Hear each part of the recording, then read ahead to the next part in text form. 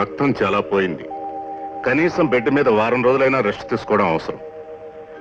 ఈ కాలు మీద ఏమాత్రం బరువు పడకుండా చూడడం చాలా ముఖ్యం. సార్, తమరి కోసం ఇన్స్పెక్టర్ శంకర్ గారు వచ్చారండి. ఇన్స్పెక్టర్ శంకరా? ఏమండి, నేను భయపడ్డట్టే మీ కాలు తగిలిన దెబ్బ ఆధారంతో మిమ్మల్ని అరెస్ట్ చేయడానికి వచ్చాడు ఇన్స్పెక్టర్. నేను వెళ్ళి మీరు ఇంట్లో లేరని చెప్తాను. అలా చెప్తే నమ్మే ఇన్స్పెక్టర్ కదమ్మా ఆయన. ఏదో అంకుతో ఇల్లంతా సోదా చేసినా చేయొచ్చు. మీరేం భయపడకండి. ఏమండి, నా మాట వినండి. మీరు వెనక దారి నుంచి తప్పుకోండి. వెనక దారి నుంచి తప్పుకోవడం, వెన్ను చూపడం ఈ రాజాకి అలవాట్లేదు. అది కాదండి, దయచేసి నా ఏం పర్వాలేదు. Good morning inspector. Good morning. Inspector గారికి కాఫీ తీసుకురా.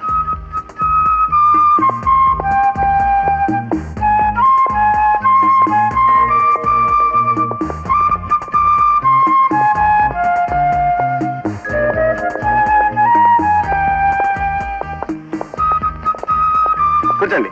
It's all right. మా పోలీసులకి కూర్చొని అలవాటు ఉండదులేండి. ఏమిటి, క్లబ్ నుంచి డైరెక్ట్ గా ఇక్కడికే వచ్చినట్టున్నారు? మరేం లేదు, రోజు ఉదయాన్నే ఆటకొచ్చే మీరు ఈ రోజు రాకపోయేసరికి రాత్రి మీకేమైనా ప్రమాదం జరిగిందేమోనని కంగారు పడి వచ్చాను. నాకా? Thank you. నాకేం ప్రమాదం జరగలేదు. I'm perfectly all right.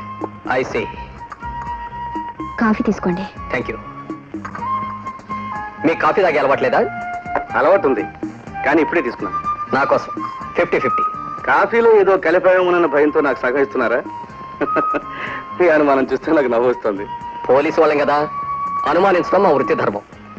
తీసుకోండి. Sorry, I'm sorry, very very sorry. It's all right. It don't worry. ఇంకో కాఫీ టమాటా అక్కర్లేదు, థ్యాంక్స్.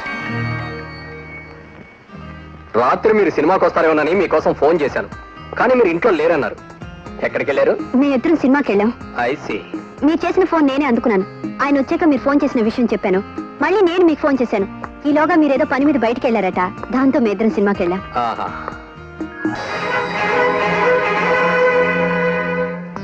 ఏమిటి ఈవేళ మీ చేతిలోంచి అన్ని జారిపోతున్నాయి? I'm very very sorry. Thank you. దెబ్బేం తగలేదు కదా? No no no, I'm all right. నాకు టైం అయింది, వస్తాను. కమా. బై ది బై, మీ ఫ్యామిలీ డాక్టర్ ఎవరు? నాకు ఇంతవరకు డాక్టర్ అవసరం రాలేదు. మీ తాలూకు ఎవరైనా ఉన్నారా? నో అదేం లేదు, జస్ట్ ఊరిని అడిగాను. వస్తాను. మంచిది.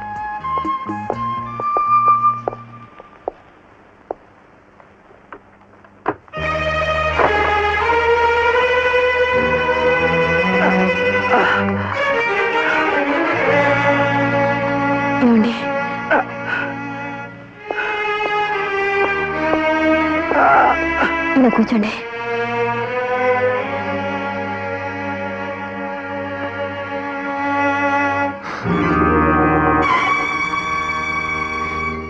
ఏమండి, ఈ దొంగ జీవితం, ఈ దొంగ నాటకాలు ఇక మీకు వద్దండి. నన్ను ఆ పాప కూపం నుంచి బయటికి లాగి వీడనిచ్చి మీరు మాత్రం ప్రమాదమైన ఆధారంలోనే నడుస్తున్నారు. నిన్న తగిలిన దెబ్బ కాలు కాబట్టి సరిపోయింది. అదే మరెక్కడైనా తగిలింటే? ఏమండి, మీరు క్షేమంగా ఉంటేనే మా పోటీ వాళ్ళు ఎంతో మంది మీ ఆదరణలో బ్రతుకుతారు. ఈ రోజు నుంచి ఈ జీవితాన్ని వదిలేయండి. నేను అది ఆలోచిస్తున్నాను జ్యోతి. కాదంటే మా డాడీ ఎక్కడ బాధపడతారని నాళ్ళు ఆగాను. డాడీ, మీతో ముఖ్యమైన విషయం మాట్లాడాలి. డాడీ డాడీ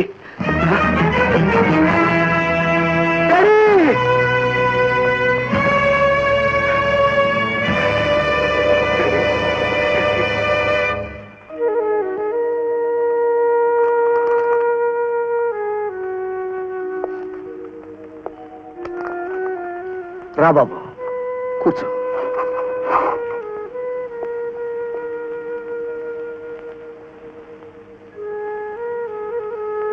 నీ బాధ నాకు తెలుసు బాబు. ఇన్నాళ్ళు నిన్ను కంటికి రెప్పలా పెంచుకున్న నీ తండ్రి నీకు దూరం అయ్యాడనేగా. రోగాలతో బాధపడకుండా, ఎవరిని బాధ పెట్టకుండా కన్నుమూసే అదృష్టం ఎంతమంది కలుగుతుందంట.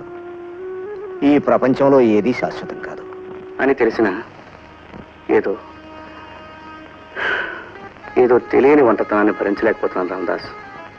అందుకే పెద్దవాడివి, నాకు తోడుగా ఉంటామని నిన్ను నా ఇంటికి తీసుకెళ్లాలనుకుంటున్నాను. అంత అభిమానం చూపిస్తున్నందుకు చాలా సంతోషం బాబు. కానీ రమ్మనే సంస్కారం నీకున్నా అక్కడ ఉండే అర్హత నాకు లేదు. నీకు అర్హత లేకపోవడానికి నేను నీ కొడుకు లాంటి వాడిని అనుకున్న తర్వాత నువ్వు ఇలాంటి చోటు ఉండడం భావ్యం కాదు. నా మాట కాదనుకో. చెల్ల ఇక్కడ ఉత్తరం రాసి ఒకసారి వచ్చి చూశాడు. మనం వస్తుంది బాబు.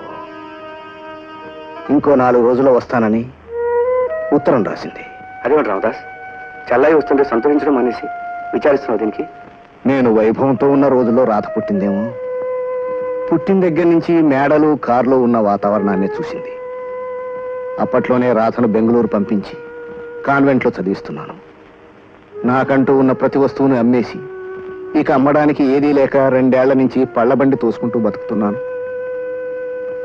ఈ దౌర్భాగ్యం దానికి కంటబడితే ఎక్కడ బాధపడుతుందోనని దాన్ని ఇక్కడికి రానివ్వకుండా ఈ 2 ఏళ్ళు జాగ్రత్త పడ్డాను. కానీ దాని పరీక్షలు పూర్తయిపోయాయి. ఇంటికి వస్తుంది. నా పరిస్థితి మునపట్లాగే ఉందనుకొని ఏవేవో కావాలంటూ ఉత్తరం రాసింది. రాయని రామదాస్, చెల్లాయి చిన్నతనంలో చూసిన వైభవం తనలాగే పెరిగి పెద్దదై తన కోసం ఎదురు చూస్తుందని నువ్వు ఉత్తరం రాయి. బాబు. అవును రామదాస్, ఆ చెల్లాయి కన్నా ఇంకా బ్రతికే ఉన్నాడు. ఈనాటి నుంచి నా ఇల్లు, నా ఆస్తి, నా సర్వస్వం చెల్లాయివే. బాబు. రామదాస్, ఈ విధంగానైనా నేను రుణముక్తునయ్యే అవకాశం కలిగించు. బాబు. బాబు. Radha, my sweetie. అబ్బా, మన ప్రేమలాగే ఈ ఐస్ క్రీమ్ కూడా ఎంత తీయగా ఉందో. ప్రేమించడంలోనూ చదవటంలోనూ రెండిట్లో డిగ్రీ పూర్తి చేశాం. ఆ తర్వాత ఏముంది, కాలేజ్ అయిపోయింది కాబట్టి మ్యారేజ్. ఆ అదృష్టం కోసం ఎదురు చూస్తున్నాను. మీ డాడీకి మన పెళ్లి గురించి అభ్యంతరం లేదని చెప్పావు, కానీ మా డాడీ మన పెళ్లికి ఒప్పుకోకపోతే ఊరుకుంటానేంటి? రుక్మిణిని శ్రీకృష్ణుడు ఎత్తుకుపోయినట్టు నిన్ను నేను ఎత్తుకుపోతాను. What is this? నేను చేయాల్సిన పని నువ్వు చేస్తానంటున్నావు. నిన్నే స్టాప్. ప్రేమించడం తెలిసిన మగాడు తండ్రిని ఎదిరించి నేను చేతకాని వాడైతే అంతకంటే ఏం చేయాలి? నేను చేతకాని వాడిని కదా అదా, తండ్రి చాటు బిడ్డని.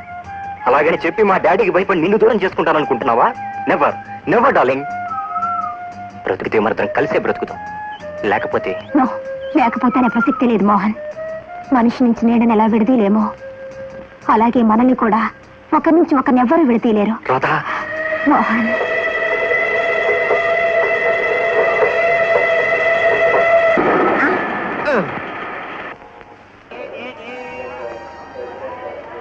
హాయ్ అల్లు, మే నల్లు. ఉదయం రావాల్సిన ట్రైన్ మధ్యాహ్నానికి, మధ్యాహ్నం రావాల్సింది సాయంత్రానికి వస్తుందని సేఫ్టీకి భోజనం కూడా తెచ్చుకున్నాను. కానీ వేళ విచిత్రం, ట్రైన్ కరెక్ట్ టైంకి వచ్చేసిందే. ఫుడ్ తిని వెయిటింగ్ రూమ్ లో బెడ్ ఎక్కుదాం అనుకున్న ప్లాన్ అంతా చెడిపోయింది. ఇంజిన్ చాలా పవర్ఫుల్ లా ఉంది. పద. ప్రయాణం బాగా సాగిందా? Very fine daddy. డాడీ, ఈయన మోహన్ అని మా మ్యాన్ అల్లు, మీ బేబీకి క్లాస్మేట్, రైల్ మేట్. ఆ వివరాలని తర్వాత చెప్తాను. పదండి డాడీ. పదమ్మా. Welcome my boy, welcome. బాగున్నారా డాడీ? ఆ ప్రశ్నలు అడగవలసింది నేను. How are you my bye?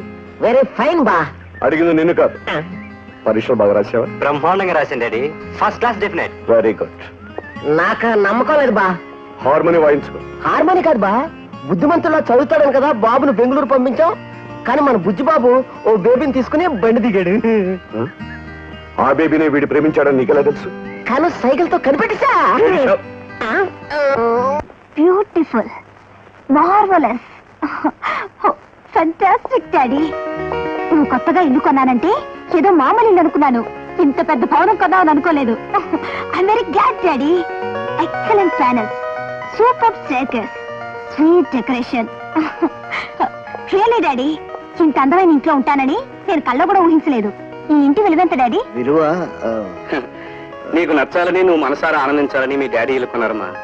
నీ ఆనందమే తన ఆనందం అనుకుంటున్నప్పుడు ఇంటి విలువ ఎంతైతేనే. రామా పైకెళ్దాం, నీకు అది చూపిస్తాం.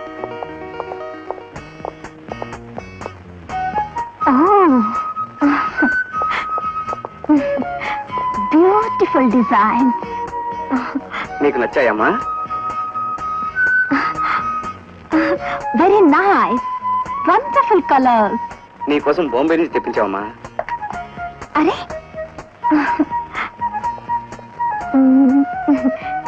Nice cosmetics. సింగపూర్ నుంచి తెలిసిన వాళ్ళు వస్తుంటే నీకోసం ప్రత్యేకంగా తెప్పించావమ్మా. బాగున్నాయా? మార్వెలస్. నీ ఆనందం చూస్తుంటే నాకెంతో తృప్తిగా ఉందమ్మా. ఏమి డాడీ, ఇందాక నుంచి చూస్తున్నాను. ఇవన్నీ తనే కొన్నట్టు, తనే తెప్పించినట్టు, తనే ఏర్పాటు చేసినట్టు. మీకంటే ఎక్కువ మాట్లాడుతున్నాడు.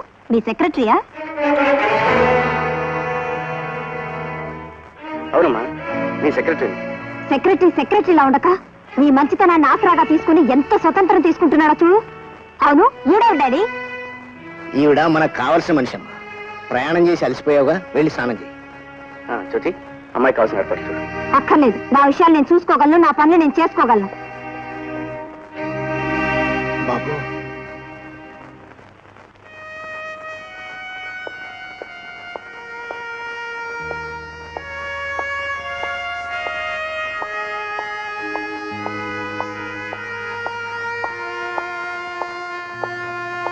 చూడండి, మీరు వాళ్ళకి మేలు చేయాలనుకుంటే మీ ఆస్తిపాస్తులు ఇవ్వచ్చు, ఐశ్వర్యాన్ని అప్పగించవచ్చు.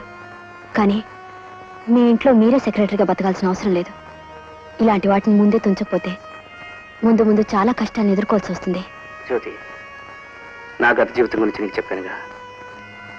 వాళ్ళకి ఏ కష్టం కలగకుండా సుఖంగా ఆనందంగా ఉంటే నాకదే తృప్తి. ఈ విషయంలో నాకు అడ్డు చెప్పకుండా నాతో సహకరించు.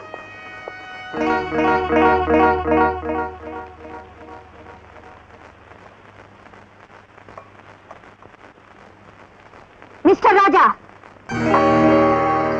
మా అనుమతి లేకుండా మా ఇంట్లో మా టేబుల్ మీద భోజనం చేయడానికి నీకెంత ధైర్యం? గెడపైసే. ఇంటికి గతి లేని నీలాంటి అడ్రస్ లేని మనుషుల్ని చేరదీసి ఆశ్రయిస్తే అంతరాలు చూడకుండా అందరాలు ఎక్కాలని ప్రయత్నిస్తావా? నీకు తోడు నీకొక గర్ల్ ఫ్రెండ్, ఆవిడ చేత వడ్డనా? ఆఫ్టర్ ఆల్ చెప్పింది చేస్తూ ఇచ్చింది పుచ్చుకొని బ్రతకాల్సిన సెక్రటరీవి నువ్వేమిటో, నీ అర్హత ఏమిటో మర్చిపోయి మా హోదాలో ఉండాలని చూస్తే నేనెంత మాత్రం సహించలేను. Sorry, I'm so sorry. Nothing doing. నిన్ను నువ్వు మర్చిపోయి మళ్ళీ మరోసారి ఇలా ప్రవర్తించావంటే I will dismiss you. Be careful. ఏం చేయి కడిగేసుకున్నారు? ఆ అమ్మాయి మాటలతో కడుపు నిండిపోయిందా? ఆ చిన్న మనసు కష్టపడకుండా ఉంటే అదే చాలు, నా కడుపు నిండినట్లే.